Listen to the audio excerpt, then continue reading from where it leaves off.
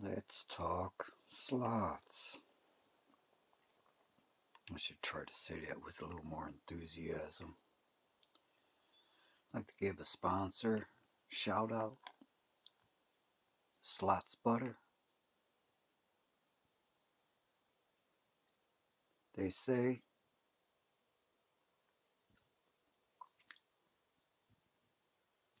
girls even like it. Slots Butter.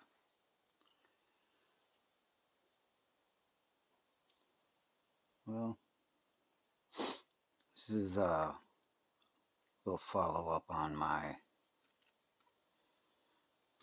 Tyco Bare Essentials hop ups. I've made a decision. Executive. This is a stock Tyco.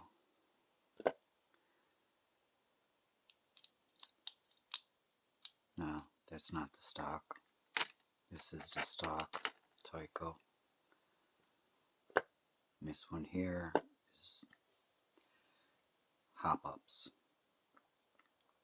I decided what I would do because I really couldn't do a basic hop up for everyone. So I copied someone else's video. Actually, yeah, I did. I copied it. Because I didn't want to mislead anyone. Hardin Creek's got a video on hop up, so I did hop up just like him. Alright? Because my hop up went, I don't know, $20 over, bare hop up budget. Excuse me. So, this is a stock Tyco, nothing done.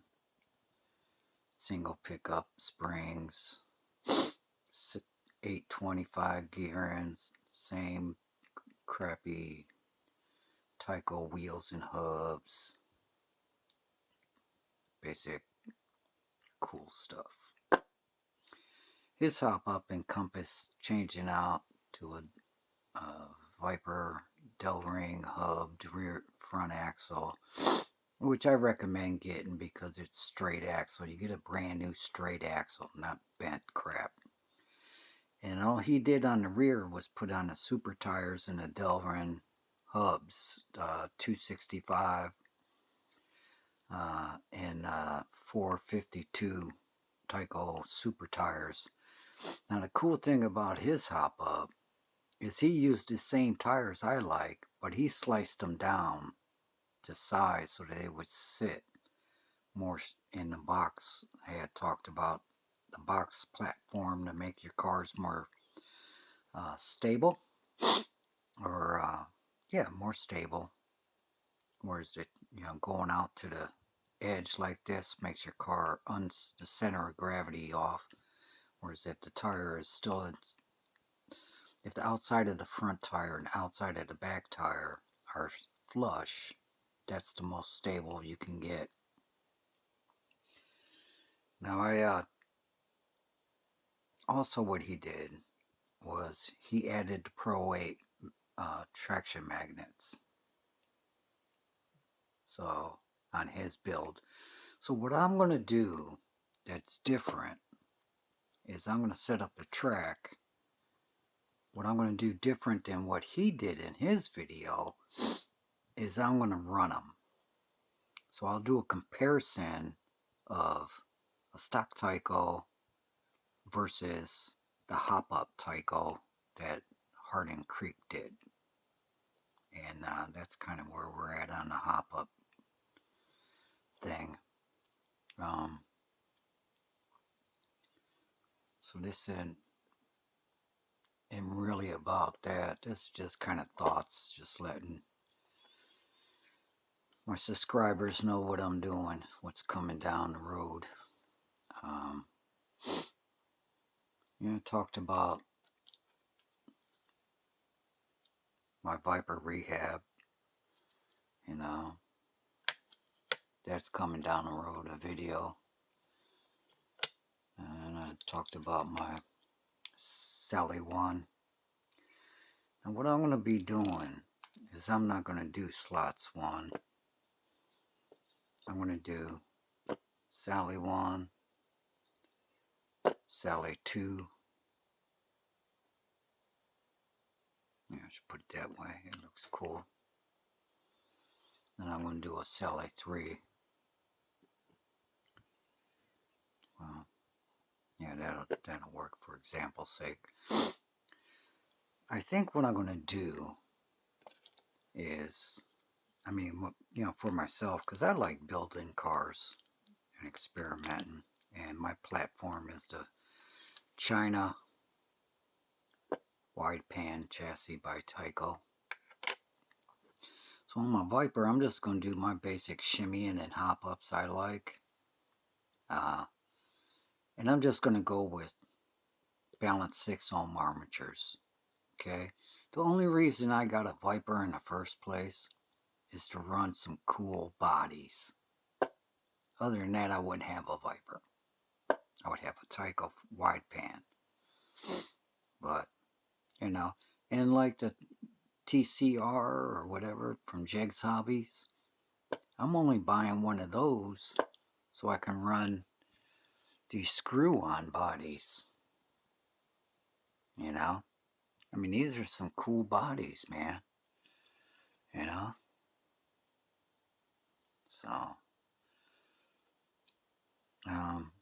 So that's the only reason I got this Viper, and that's the only reason I'm going to buy a Jegs Hobby TC3 or whatever the hell they call them. So on my Tycos, though, my wide pans, what I'm going to do is I'm going to do a Sally 1. It's going to be a 6 ohm armature in tribute to Peanut Butter Licking Sally. I'm going to do a Sally 2. It's going to be some kind of other ohm armature. I may not have a Sally 3. I may just have a 6 ohm balanced armature and a 3.5 ohm armature. But I may have a Sally 1. I mean 3. It may have like the biggest, baddest armature I can get. You know, like a 2-point something armature. So that's kind of what I'm going to do. I'm going to do a Sally 1, 2, and 3. I'm going to have a Viper, a few of the Vipers, and I'm going to custom and shimmy them like I like, you know, to do my crap. And then I'm going to have a TC3 Jegs Hobby cool chassis. This looks out of position a little bit. And it's bent. So this is basically a little musing. Show you where I'm going, what I'm thinking. So yeah, I took off these Tyco hubs so I can do the example on my follow-up video on the hop-ups. Yeah, the Viper gets lane 1, no more. What gets lane 1 is my Sally 1. Viper lost pole. So in lane 1 we have Sally 1, Viper comes in lane 2. I'm taking that shit, get out of my lane. So now people say, I know, you should never shimmy because it's going to mess up your frame, your chassis. It's going to make grooves or whatever if you over tighten, blah blah blah. So what? I'll buy a new damn chassis. So yeah, I was offset on my my puller. See the hole dip? I put a hole over here. These Tyco rims are so deep. Excuse me. These Tyco rims are so wide, sometimes you can't see, but I'm off in that crap anyway. I'm getting a Delring 265 hubs. And these super tires are made for a Tyco. That's why Hardin Creek cut it down some, because he wanted this wheel well to be in more. I'm not doing that. But that's the cool thing about his video that I recommend you seeing. Is he's using the same super tires as I am. He may not be using them now, you know. What he's doing, I think, is doing the super tires, but cutting off the radius part, and he's making his tires square, so they're square on the wheel well instead of rounded. I think that's what he's doing. Oh well, who cares? It's just slot cars, right? Yeah. I'm totally going anti-sponsor. I mean, I got slots butter, but like this, I talked in other videos about this tool and where I got it. In the future, I'll just be saying, you know, I found it on the internet. You know, it was originally blue. I painted it black. Here's what it looks like. Look on the internet for one. That's what I'm gonna do. You know. Yeah, I got double pickup springs on here. You can find them at your local hobby store. Okay? I'm not going to recommend this. I want to criticize it. Okay? You know? That's what I'm talking about. Freedom of choice. You know? I'll tell you what I got on here on my stuff, but I'm not going to say where I got it. In the manufacturer. You do that crap. You open the yellow pages and look under hobbies. Call someone. I don't want to talk about damn manufacturers. They can kiss my ass. So anywho,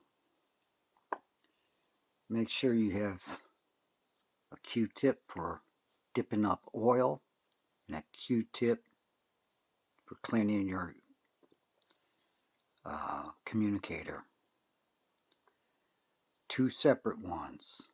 Q-tips are cheap. Grandma's got plenty. Don't use the ones that have brown stuff on them. That's oil. Use the ones that have a white tip. Alright. What's on the agenda now? Oh yeah. Cost factor of balanced armatures. Very expensive. I think you can get 3 brand new 6-ohm armatures from the hobby store. See how I did that? I didn't mention any manufacturers' names.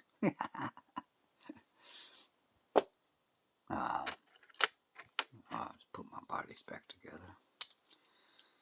So this is stock Tyco.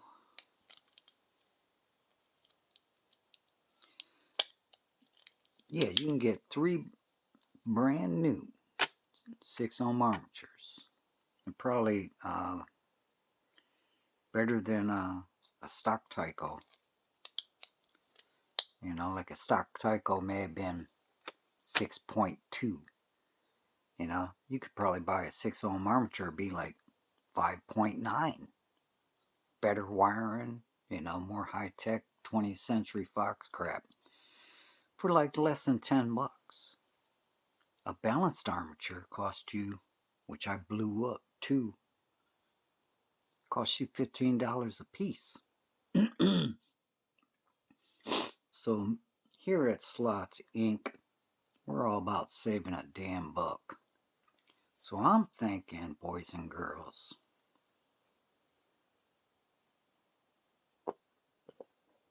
homemade balancing armature machine. I ain't playing. So that's what I got on the agenda. So what I'm thinking, I'll give you a heads up. Maybe you have some ideas that you can expand on yourself. So what I'm thinking is utilizing my gear and hub press. There, it's this way. I'm not going to utilize this magnets to where I can balance my armature and spin it, balance it myself. So I can't spin it with my hands holding the magnets, but you got to have freedom on the armature as much as possible. And I'm doing some research on it. So what I plan on doing, you got to have 2 adjustment pieces so you can get the balancer armature to balance like I was doing there without pressing against the magnet, so you can spin it freely. So what I was going to do is remove this. Alright. And I was going to take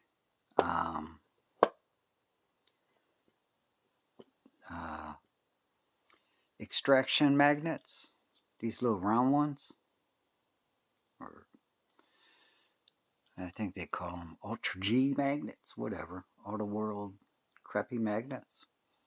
I was going to put them on. Now this has play, alright, so you got to take that out. So what I was going to do is somehow hook a piece of here, alright, and then have another screw that tightens up to this, maybe one that tightens down to this, to keep this from going left, right, like that, wobble in it. And then have some screws on here, super glued or something, where I take these round magnets, because, you know, I want my stuff to look good. I don't want this thing sticking on there. I want some cool stuff, man. So take some round, because they're about the same size as what this end. So I got some coming in the mail. I'll show them to you. They'll be in one of We Got Mail episodes. I got mail coming tomorrow. Well, today I got a package coming. I'll put that in that episode. That'll be fun. And on this side, what I wanted to do was put a bolt like this that has flat, because, you know, magnets don't stick to brass. All right. And they don't stick to this. This is some aluminum alloy, so they don't stick to that. So what I have to do is attach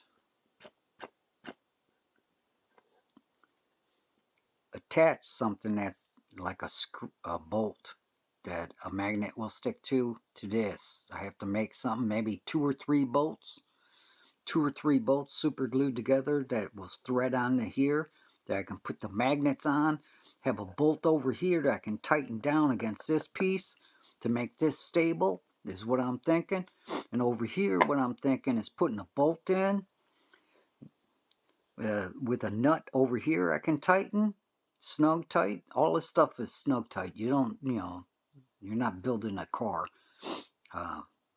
And over here, have the bolt head come out with a bolt here that tightens down, so that none of this stuff moves. Either that, or I can just put the bolt in all the way with the bolt over here. That's what I'll do on this side, because this goes all the way up. Okay, the armature is going to be this long anyway. All right. So the bolt that I put in over here just needs to go in flush on this side. And I can tighten it with my hands. It could just be snug. With the bolt on this side to make sure it doesn't wobble like this. That's all. Alright. And then on this side I'll have to have that one bolted up to fit on this thread. Now, the deal is with these balanced armatures, I'm not an expert. I'm going to do more research on it. Because then I can get like 6 ohm armatures all day long for like $5 a piece, man, and balance them myself, man, and save $10 an armature. I can have a balanced armature in every damn thing. So this is coming up the tubes on YouTube for my subscribers. So I'm kind of thrilled to even have anyone following me. I'm a fool. But who isn't, right? Everyone's a fool. Alright, so yeah, that's the deal, man. So you want to be able to put the armature in with the magnets, but you want to be able to take the magnetism force off the armature so that it can spin freely. Yeah, that's the ticket. Just like this, when I'm holding these 2 magnets. Where is that? Come here, you. When I'm holding these 2 magnets, I want to be able to pull them apart to where they aren't. See the magnet on my right hand? It's coming off the armature. Here, let me turn it like that. So you want to be able to do that in a controlled manner. The magnet's stuck on my finger. I'm trying to pull it so you can flip this to get it to. I can't. Let me try this finger. So you kind of want to be able to get that so you can spin this. Kind of like that, see? So you want to be able to control this. It's got to be adjustable. So that's where this puppy comes in. It's adjustable, man. This is going to be killer. I bet you I can do this, man. I know I can do it. Man, this is going to be awesome. So not only did I buy this tool, hub and gear press. This machine's for putting on hubs, putting axles in hubs,